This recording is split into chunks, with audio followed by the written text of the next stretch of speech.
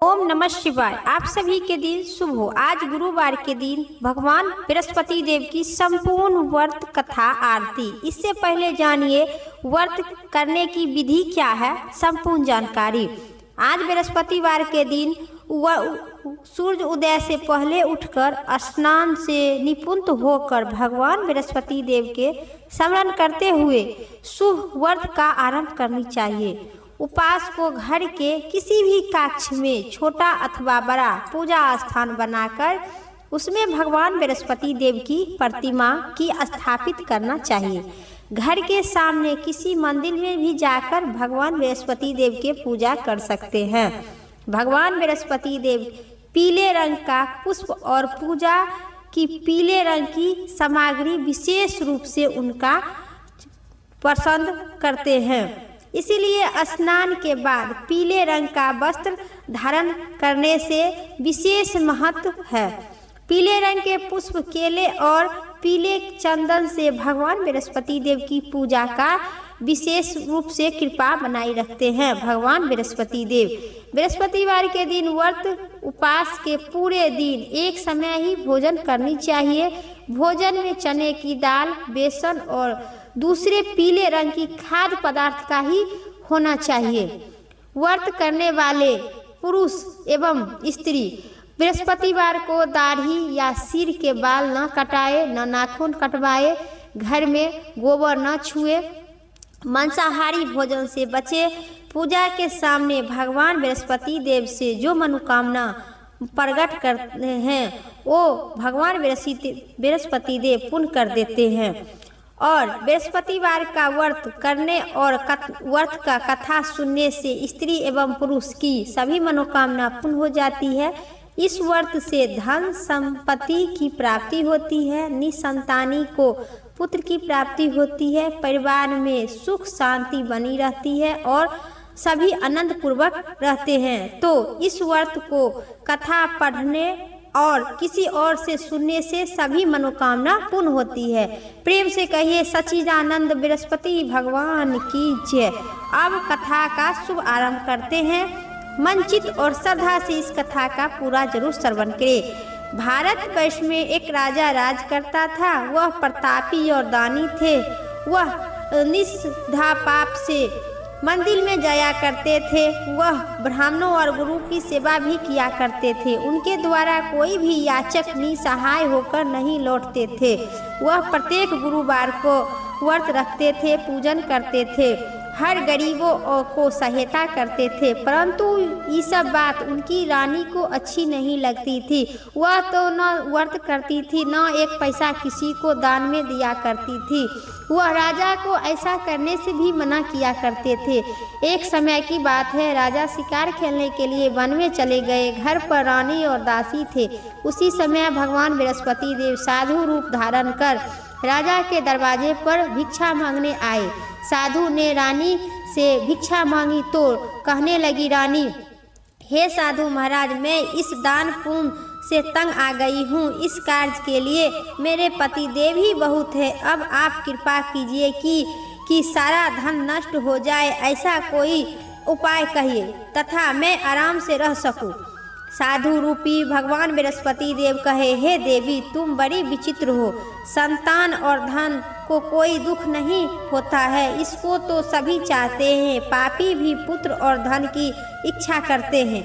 अगर तुम्हारे पास धन अधिक हो तो भूखे मनुष्य की भोजन करवाओ, प्याव लगवाओ, ब्राह्मणों को दान दो, कुमारी कन्याओं को विवाह करवाओ, बावड़ी और बगीचा तालाब बनवाओ। यही सब काम करने से तुमको सभी प्रकार के मनोवांछित फल की प्राप्ति होगी। चारों तरफ यश की प्राप्ति होगी। तुम्हारे कुल में सभी प्रकार के परलोक में तुम लोग स्वर्ग में जाओगी। परंतु रानी की साधु की इन सब बात में खुशी नहीं आई। उन्होंने कहा कि हे साधु महाराज, मुझे ऐसे धन की क्या आवश्यकता होगी।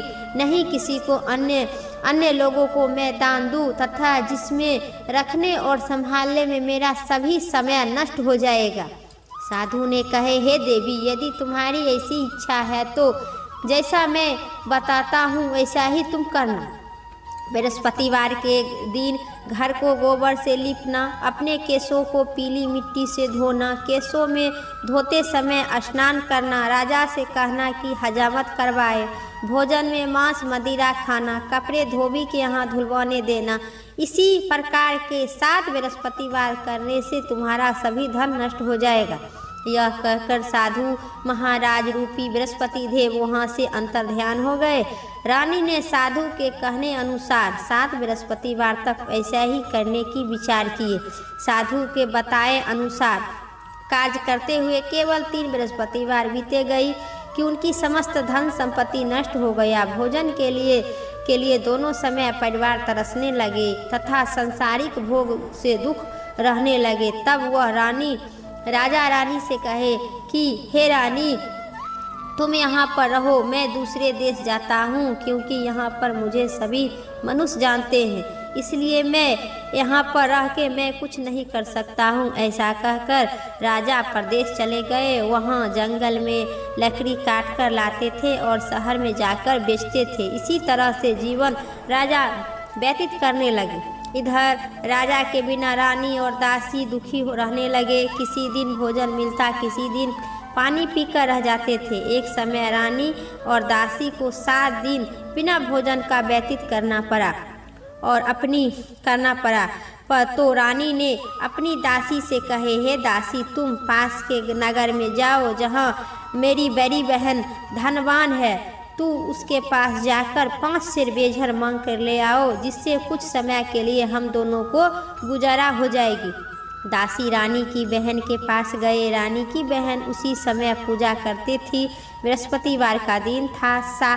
दासी ने रानी की बहन से कहा, हे रानी, मुझे आपकी बहन ने भेजे हैं, मुझे 5 सेर बेझर दे दो।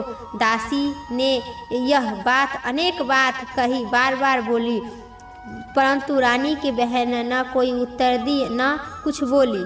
उसी समय बृहस्पति देव की कथा सुन रही थी। जब दासी को रानी की बहन कोई उत्तर नहीं मिला तो दुखी मन से उसे क्रोध भी आया और वहाँ से लौटकर रानी से बोली, हे रानी, आपकी बहन बहुत धनवान स्त्री है, वह छोटे लोगों से बात भी नहीं करते हैं। मैंने उन्हें कितना बार बार कहे, लेकिन कोई उत्तर नहीं दिए। मैं वापस चली आई। रानी बोली, हे दासी, तुम में इनका कोई दोष नहीं है। जब बुरे दिन आता है तब कोई सहारा नहीं देता है। अच्छा बुरे का पता विपत्ति के समय ही लगता है। जो कोई ईश्वर की कृपा होगी वही होगा। यह सब बात हमारे भाग्य का दोष है। उधर रानी की बहन ने सोचा कि मेरी बहन की दासी आई थी, परंतु मैं उन्हें कोई बोली नहीं, इसमें वो बहुत दुखी होगी। अतः कथा सुनकर और भगवान विष्णु की पूजा समाप्त कर अपनी बहन के घर आ गई और कहने लगी, हे बहन, मैं बृहस्पतिवार का व्रत कर रही थी, तुम्हारी दासी मेरे घर गई थी, परंतु जब तक कथा होती है तब तक न हम लोग उठते हैं न किसी से बातचीत करते हैं, इसलिए मैं नहीं बोली। कहो दासी क्यों गई थी? रानी बोली, बहन, हमारे घर में अनाज नहीं था। वैसे तो तुमसे कोई बात छिपी नहीं है, इसी कारण मैं दासी के तुम्हारे घर 5 सेर बेझर लेने के लिए भेजा था। रानी की बहन बोली, बहन देखो, बृहस्पति भगवान सबकी मनोकामना पूर्ण करते हैं, देखो शायद तुम्हारे घर में अनाज रखा होगा। यह सुनकर दासी घर के अंदर गई और देखी एक घड़ा में देखा एक घड़ा बेझर भरा था। उस बहुत हैरान हुई, क्योंकि उन्होंने एक बर्तन देख ली थी, उन्होंने कुछ नहीं निकला था। बाहर आकर रानी का बहन बोली, दासी अपनी रानी से कहो, हे रानी देखो, वैसे तो हम लोग अन्न नहीं मिलता है तो रोज व्रत ही करते हैं, अगर इनमें व्रत कथा विधि पूछ ली जाए तो मैं आप दोनों मिलकर करेंगे। दासी ने कहने पर रानी की बहन अपनी बहन से बृहस्पतिवार का व्रत के बारे में पूछा। उनकी बहन बताई, हे बहन, रानी बहुत बृहस्पतिवार का व्रत सूर्य उदय से पूर्व उठकर स्नान करे, भगवान बृहस्पति देव की पूजा करनी चाहिए, लेकिन उसी दिन सिर नहीं धोनी चाहिए और बृहस्पतिवार के व्रत करने की विधि। व्रत से चने की दाल और मनुक्का से भगवान विष्णु की पूजा करे, केले के वृक्ष की जड़ में पूजन करे तथा दीपक जलाए। उसी दिन एक ही समय भोजन करे, भोजन में पीले खाद्य पदार्थ का ही करना तथा कथा सुनना। इसी प्रकार से गुरु भगवान बृहस्पति प्रसन्न होते हैं, अन्य धन पुत्र सभी प्रकार के मनोवांछित फल की प्राप्ति करते हैं। व्रत और विधि की व्रत पूजा की विधि बताकर रानी की बहन अपने घर लौट गए। रानी और दासी दोनों निश्चय किया कि बृहस्पति देव भगवान की पूजा मैं जरूर करूंगी। 7 दिन बाद जब बृहस्पतिवार आया तो उन्होंने व्रत रखा। घुड़साल में जाकर चने की दाल और मुनक्का लेकर आई, दाल के केले की जड़ तथा विष्णु भगवान की पूजा की। अब भोजन पीला कहाँ से आए? दोनों बड़ी दुखी हुई, परंतु उन्होंने व्रत किया था, इसी कारण बृहस्पति देव भगवान प्रसन्न थे। एक साधारण व्यक्ति के रूप में 2 थाल में सुंदर पीला भोजन लेकर आए। दासी को देकर बोले, हे दासी, यह भोजन तुम्हारे और तुम्हारी रानी के लिए है, तुम दोनों भोजन कर लें। दासी भोजन पाकर बहुत प्रसन्न हुई और रानी से बोली, रानी जी भोजन कर लीजिए। रानी को भोजन आने के बारे में कुछ भी पता नहीं था, इसलिए वह दासी से बोली, जा तू भोजन कर ले, हमारी व्यर्थ में क्यों हंसी उड़ा रही है? दासी बोली, एक व्यक्ति भोजन दे गया है। रानी ने कही, वह भोजन तेरे लिए दे गया है, तू ही भोजन कर ले। दासी ने कहा, वह व्यक्ति हम दोनों के लिए भोजन दे गए हैं, इसलिए मैं और आप दोनों साथ साथ भोजन करेंगे। दोनों ने गुरु भगवान की नमस्कार कर भोजन प्रारंभ कर दी। उसके बाद प्रत्येक गुरुवार को गुरु भगवान का व्रत पूजन करने लगी। बृहस्पति भगवान की कृपा से फिर उनके पास धन हो गया, परंतु रानी फिर पहले की तरह आलस करने लगी। तब दासी बोली, देखो रानी, तुम पहले भी इसी प्रकार के आलस करते थे, तुम्हें धन के रखने में कष्ट होता है, इसी कारण सभी धन नष्ट हो गया। अब गुरु भगवान की कृपा से धन मिला है तो फिर आप पहले के तरह आलस करते हैं। बड़ी ही मुश्किल के बाद हमने यह धन पाया है, इसलिए हमें आपको दान पुण्य करनी चाहिए। तुम भूखों मनुष्यों को भोजन करवाओ, प्याव लगवाओ, ब्राह्मणों को दान दो, कुओं, तालाब, बावड़ी का निर्माण करवाओ, मंदिर पाठशाला बनवाओ, कुमारी कन्या का विवाह करवाओ, धन का शुभ कार्य में खर्च करो, जिससे तुम्हारे कुल का यश बढ़ेगा और स्वर्ग की प्राप्ति होगी। उनका काफ़ी यश फैलने लगा। एक दिन रानी और दासी आपस में विचार करने लगे कि न जाने राजा किस दशा में होंगे, उनकी कोई खोज खबर नहीं है। गुरु भगवान ने उन्होंने प्रार्थना की और भगवान ने रात्रि में राजा को स्वप्न में कहे, हे राजा उठो, तेरी रानी तुमको याद करती है, अब अपने देश लौट जाओ। राजा प्रातः उठकर जंगल में लकड़ी काटने के लिए गए। जंगल में की ओर चल पड़े और जंगल से गुजरते हुए सोच में लगा कि रानी की गलती से मैं कितनी दुख भोग रही हूँ। राजपाट छोड़कर उन्हें जंगल में आकर रहना पड़ा। जंगल की लकड़ी काटकर उन्हें बेचकर गुजारा करना पड़ा। उसी समय उस जंगल में बृहस्पति देव एक साधु रूप धारण कर आए और राजा के पास जाकर बोले, हे लकड़ीहारे, तुम इस सुनसान जंगल में किस चिंता में बैठे हो, मुझे बताओ। यह सुनकर राजा के नेत्र में जल भर गया और रोने लगा और साधु की वंदना कर बोला, हे प्रभु, आप तो सब कुछ जानने वाले हैं। इतना कहकर राजा ने साधु की अपनी संपूर्ण कहानी सुना दिए। महात्मा दयालु होते हैं। वे राजा बोले, हे राजा, तुम्हारी पत्नी ने बृहस्पति देव के अपराध किया था, जिसके कारण तुम्हारा ऐसा हाल हुआ। चलो अब तू किसी प्रकार के कोई चिंता मत करो, भगवान बृहस्पति देव तुम्हारे पहले से अधिक धन दिए हैं।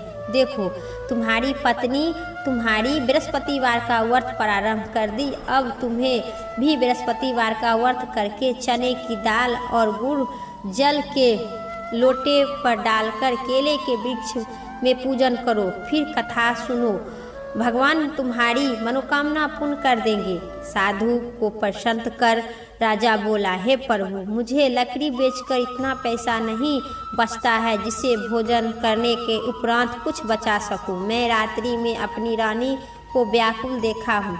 मेरे पास कोई साधन नहीं है जिसे समाचार जान सकूं। फिर मैं बृहस्पति देव की क्या कहानी कहूँ, मुझे तो कुछ भी मालूम नहीं है। साधु ने कहे, हे राजा, तुम किसी बात की चिंता मत करो। बृहस्पतिवार के दिन तुम रोजाना की तरह लकड़ी को लेकर शहर में जाना। तुम्हें रोज से दुगुना धन प्राप्त होगा, जिसमें तुम भली भांति भोजन कर लोगे तथा एक बहुत ही बृहस्पति ब्राह्मण था, उनके कोई संतान नहीं थी। बृहस्पति देव की इसी प्रकार की कथा किया करते थे, परंतु उनकी स्त्री मालिन स्वभाव के रहा करती थी। वह न नहाती थी, न किसी देवता के पूजा पाठ करती थी। प्रातः उठते ही सर्वप्रथम भोजन करती थी, बाद में कोई अन्य कार्य करती थी। ब्राह्मण देवता बहुत दुखी रहा करते थे। पत्नी को बहुत समझाते थे, किंतु उनका कोई परिणाम नहीं निकल पा रहा था। भगवान की कृपा से ब्राह्मण की स्त्री की कन्या उत्पन्न हुई। वह कन्या अपने पिता के घर में बड़ी होने लगी। वह बालिका प्रातः स्नान कर भगवान विष्णु के जप करती थी। वह बचपन से ही भगवान बृहस्पति देव की पूजा करने लगी। पूजा पाठ समाप्त करके फिर स्कूल जाती थी। अपनी मुट्ठी में जौ भर ले जाती थी और पाठशाला जाने के मार्ग में डालते जाती थी। वह जौ सोने को हो जाते थे। लौटते समय उन्होंने बीनकर अपने घर ले आती थी। एक दिन वह बालिका सूप में जो सोने का जौ फटक रही थी, साफ करने लगी थी। तब उनकी माँ ने देख ली और कही, हे बेटी, सोने के जौ फटकने के लिए सोने की सूप होनी चाहिए। दूसरे दिन गुरुवार था। इसी कन्या ने व्रत रखा और बृहस्पति देव से प्रार्थना करने लगा कि हे प्रभु, यदि मैं सच्चे मन से आपकी पूजा करते हैं तो मुझे सोने का सूप दे दो। बृहस्पति भगवान ने उनकी प्रार्थना स्वीकार कर लिए।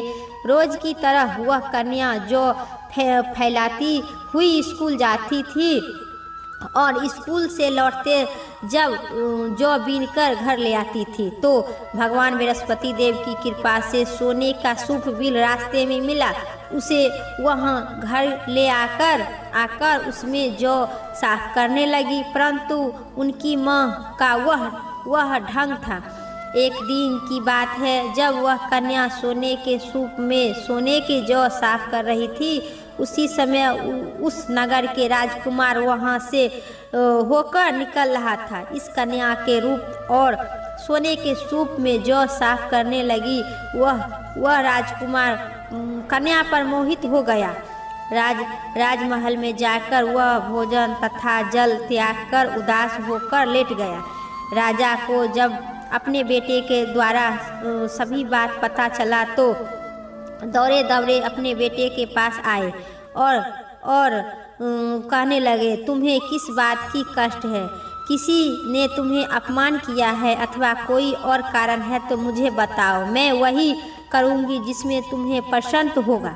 राजकुमार ने अपने पिता की बात सुनकर बोला, मुझे कोई बात का चिंता नहीं है, मैं नहीं दुखी हूँ, न आपकी कृपा से मैं कोई नहीं मेरा अपमान किया है, परंतु मैं उस लड़की के साथ विवाह करना चाहती हूँ जो सोने के सूप में सोने के जौ साफ कर रही थी। यह सुनकर राजा आश्चर्यचकित हो गए और बोले, हे बेटा, इस तरह की कन्या का पता तुम ही लगाओ, मैं उसके साथ तुम्हारा विवाह अवश्य ही करा दूंगी। राजकुमार ने राजा को इस लड़की के घर के पता बताए। मंत्री उस लड़की के घर गए और राजा का आदेश ब्राह्मण को सुनाए। कुछ ही दिन बाद ब्राह्मण की कन्या विवाह राजकुमार के साथ संपन्न हो गया। कन्या के घर जाते ही उस ब्राह्मण देवता के घर में पहले की भली भांति गरीबी निवास हो गए। अब भोजन कहाँ से आवे, अन्य के लिए बड़ी मुश्किल होने लगा। एक दिन दुखी होकर ब्राह्मण अपनी पुत्री से मिलने गए। बेटी ने पिता को दुखी अथवा अवस्था में देखकर और अपनी माँ का समाचार पूछे। ब्राह्मण ने सभी हाल कहा। कन्या ने बहुत धन देकर अपनी पिता को विदा कर दिए। इसी तरह ब्राह्मण की कुछ समय सुखपूर्वक व्यतीत हो गया। फिर पुत्री बोली, हे पिताजी, हे पिताजी। लेकिन कुछ दिन बाद वही हाल फिर हो गया ब्राह्मण को।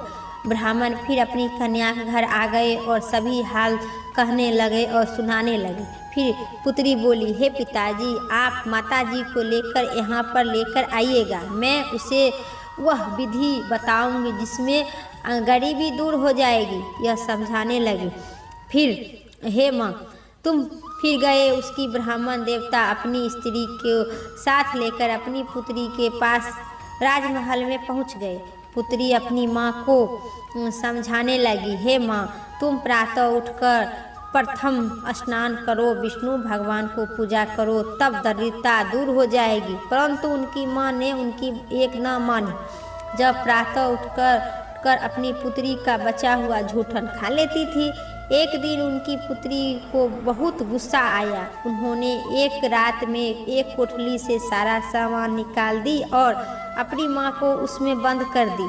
प्रातः उन्होंने उठे निकालकर तथा स्नान करवाकर पूजा करवाई तो उनकी माँ की बुद्धि भी ठीक हो गया। इसके बाद वह नियम से पूजा पाठ करने लगी। प्रत्येक गुरुवार को भगवान बृहस्पति देव को पूजा करने लगे। इसी व्रत के प्रभाव से उनकी माँ बहुत धनवान हो गए और बृहस्पति देवता के प्रभाव से स्वर्ग को प्राप्ति हुए।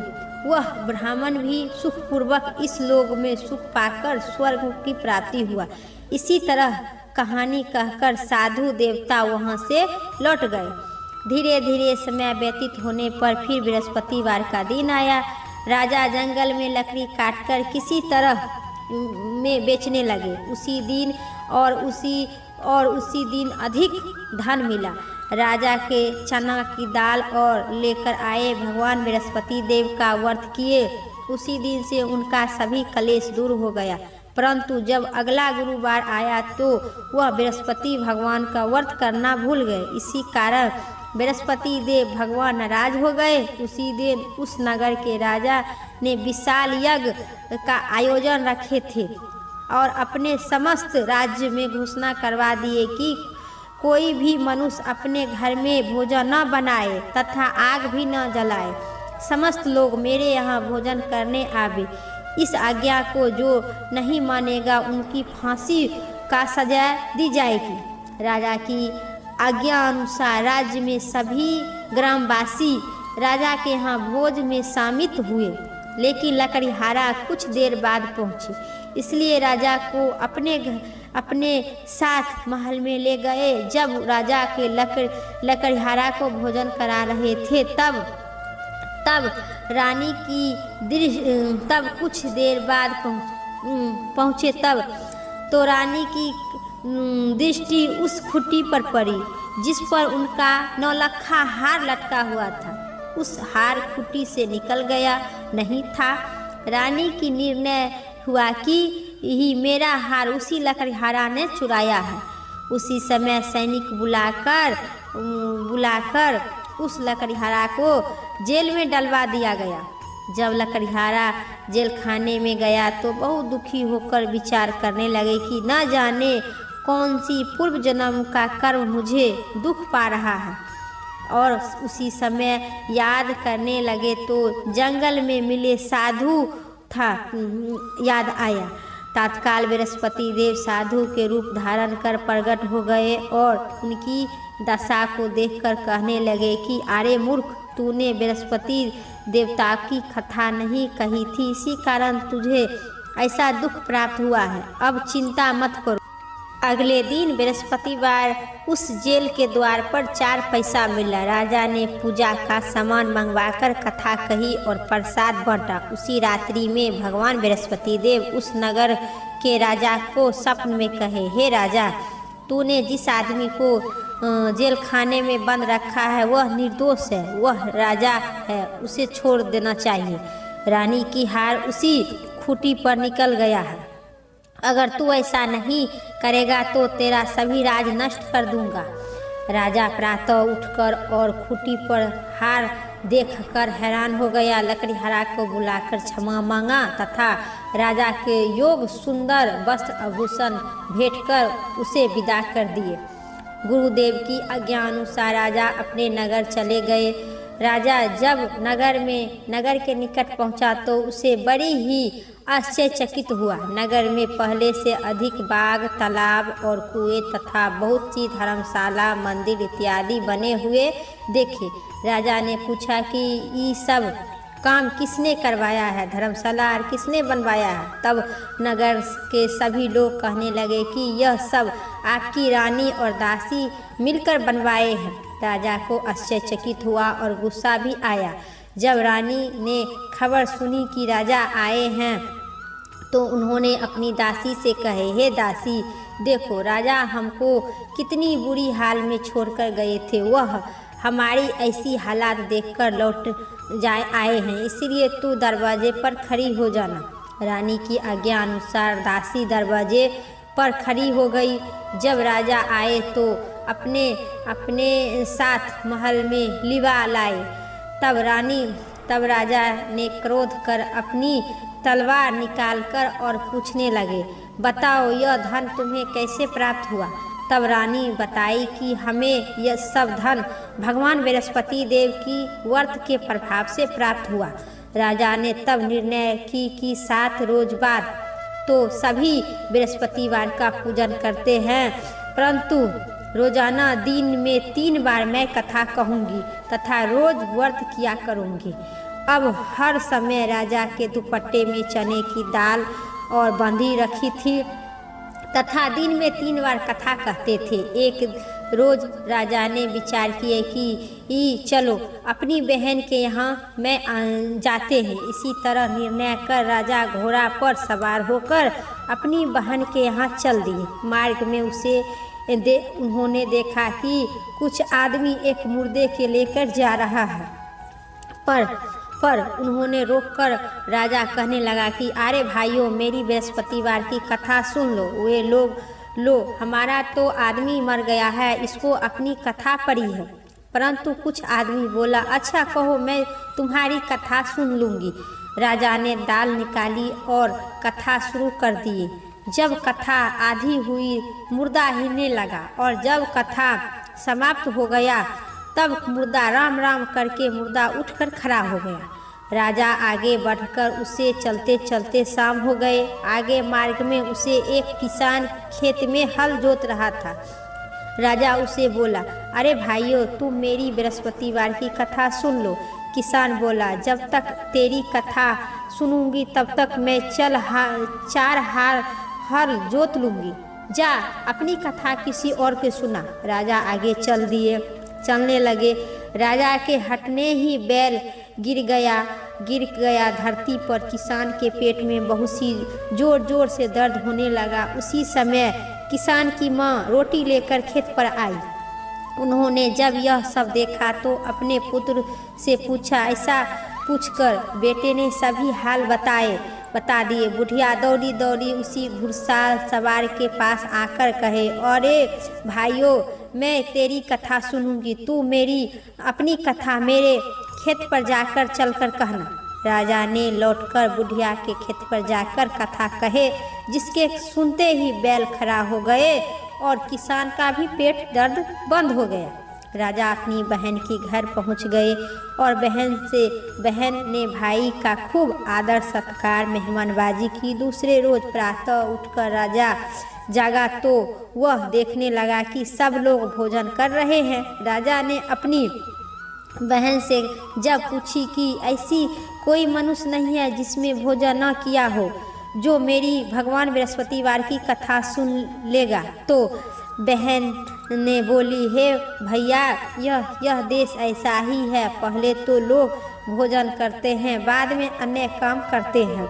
अगर कोई पड़ोसन में कोई तो हो देखाओ तो ऐसी कहकर बहन देखने चली गई, परंतु उन्हें कोई ऐसी व्यक्ति नहीं मिला जिनमें भोजन न किया हो। वह एक कुम्हार के घर गए जिनका लड़का बीमार था। उन्हें मालूम नहीं था कि उसके भोजन उनके यहाँ 3 रोज से भोजन किसी न किया हो। रानी ने अपने भाई की कथा सुनने के लिए कुम्हार के यहाँ कही। वह तैयार हो गए। राजा ने जाकर बृहस्पतिवार की कथा कहे शुरू कर दिए। जैसे सुन के ही उनका बेटा का तबीयत भी ठीक हो गया। अब राजा की प्रशंसा होने लगी। एक दिन राजा ने अपनी बहन से कहा, हे बहन, मैं अपने घर जाएंगे, तुम भी अपने तैयार हो जाना। राजा की बहन ने अपनी सास से अपने भाई के साथ जाने के लिए आज्ञा मांगी। सास बोली, चली जा, परंतु कोई लड़का को मत ले जाना, क्योंकि तेरे भाई निसंतानी है, उन्हें कोई संतान नहीं है।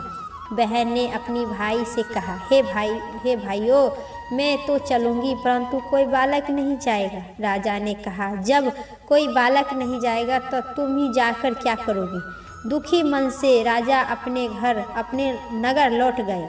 राजा ने अपनी रानी से कहे, हम निसंतानी है, इसलिए कोई मेरे घर आना पसंद नहीं करते हैं। इतना कहकर वह बिना भोजन किए हुए इत्यादि शैया पर लेट गए। और रानी बोली, हे प्रभु, बृहस्पति देव ने हमें सब कुछ दिए हैं, वे हमें संतान भी आवश्यक देंगे। उसी रात बृहस्पति देव राजा को स्वप्न में कहे, हे राजा, उठो, तू सभी सोच त्याग दो, तेरी रानी गर्भवती है। राजा को यह जानकर बड़ी खुशी हुई। 9वें महीने में रानी का गर्भ में एक सुंदर पुत्र हुआ। जब राजा की बहन ने यह शुभ समाचार सुना तो बहुत खुशी होकर साथ बधाई लेकर अपनी भाई के घर आ गई। तब रानी ने कहा, घोड़ा चढ़कर नहीं आई है, गधा चढ़कर आई है। राजा की बहन बोली, भाइयों, मैं इस प्रकार ना कहती तो तुम्हें औलाद कैसे मिलता? भगवान बृहस्पति देव ऐसा ही है, जिसने मन में जो मनोकामना करते हैं उन्हें सभी मनोकामना पूर्ण करते हैं। जो श्रद्धा पूर्वक और भाव से बृहस्पतिवार का व्रत करती है एवं कथा पढ़ता है अथवा सुनता है और दूसरों को सुनाता है, भगवान बृहस्पति देव उनकी मनोकामना पूर्ण करते हैं। बृहस्पति देव उनकी सच्चे रक्षा करते हैं। जो संसार में सत्य भाव से सच्चे हृदय से बृहस्पति देव की कथा का गुणगान करते हैं किया है, उनकी सभी मनोकामना पूर्ण किए हैं, उसी प्रकार पूर्ण होती है। जैसे रानी और राजा के भगवान बृहस्पति देव की कथा का गुणगान किए, उनकी सभी इच्छा भगवान बृहस्पति देव पूर्ण किए। जो मनुष्य हृदय से उनकी गुणगान करता है, मनन करता है और जय जयकार करता है, उन्हें सभी ही मनुष्य को हृदय से उनका मनन करते हुए जयकार करना चाहिए। बोलिए बृहस्पति भगवान की जय। मेरा बृहस्पतिवार की कथा संपूर्ण हुआ। अब सुनिए आरती विस्तार से। ओम जय बृहस्पति देवा, स्वामी जय बृहस्पति देवा। छिनी छिनी भोगी लगाऊं, छिनी छिनी भोगी लगाऊं, कदली फलने बा। ओम जय बृहस्पति देवा, तुम्ही पूरणी परमात्मा, तुम्ही अंतर्यामी, जगति पिता जगदीश्वर, तुम सबके स्वामी। ओम जय बृहस्पति देवा। चरनामिति निजमल, सभी पात की हरिता है स्वामी, सभी पात की हरिता। सकल मनोरथ दया करे, कृपा करो भरिता। ओम जय बृहस्पति देवा, तने मन धन अर्पण कर, जो जन शरण पढ़े, प्रभु प्रगट तब हो करे, आकर द्वारे खड़े। ओम जय बृहस्पति देवा, दीन दयालु दयानिधि, भक्तन हितकारी, पाप दोष सभी हरिता, भव बंधन हारी। ओम जय बृहस्पति देवा, सकल मनोरथ दया कर, सब सयनहारी विषय विकार मिटाओ संतान सुखकारी। ओम जय बृहस्पति देवा जो कोई आरती तेरी प्रेम सहित गावे। जेठानंद आनंद कर सो निश्चय पावे। ओम जय बृहस्पति देवा स्वामी जय बृहस्पति देवा। प्रेम से कहिए बृहस्पति भगवान की जय। मेरा कथा संपूर्ण हुआ। उम्मीद करते हैं आप सभी को इस कथा पसंद जरूर आएगी। चैनल पर नए हैं तो कमेंट बॉक्स में बृहस्पति भगवान की जय जरूर लिखें और इसी प्रकार के मेरे चैनल पर नए हैं तो पक्का सब्सक्राइब करके बेल आइकन प्रेस करें और प्यारा सा कमेंट करें। हर हर महादेव, जय श्री राम।